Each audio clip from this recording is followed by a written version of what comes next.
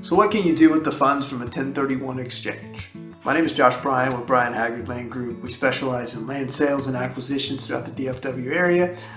Please like, subscribe to this channel if you like the content. 1031 exchanges have been around forever. All right, so we've actually used them. What they basically are is, say you want to sell a piece of property, you can take those funds and trade them into a like-kind property without being penalized on the capital gains tax. So what we've done personally is, say you can sell a piece of land, a tract of land. You can actually sell that and trade into other properties. Say your ultimate goal is to produce income. Say you've been sitting on a piece of land for 10 years, 20 years, 50 years, and now you want to sell that, and now you actually want to take that income and make it produce other income and simultaneously avoid the capital gains tax. So you can trade that into buying residential properties or multifamily property where each unit or each house is producing monthly cash flow.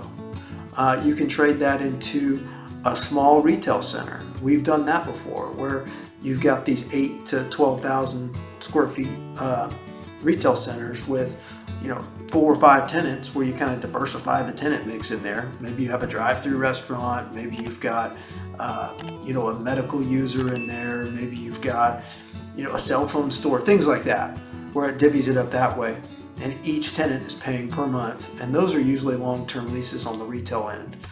Another one that you can look at is possibly a medical office condo, and instead of buying an entire building, you can actually buy a unit in some of these medical office condominium developments, where you can lease out to a dentist or an orthodontist or any type of medical professional, which they typically pay a higher rate, and they usually pay a triple net rate in most instances that we're seeing, where a lot of the expenses like the taxes, the insurance, the common area maintenance are actually passed through to the tenant.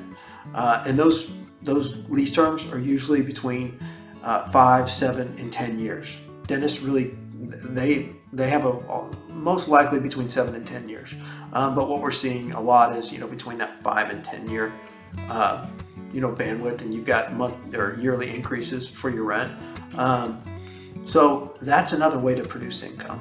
Or you can divvy it up and go, okay, look, I want to go buy another tract of land, up north somewhere where all the high growth is.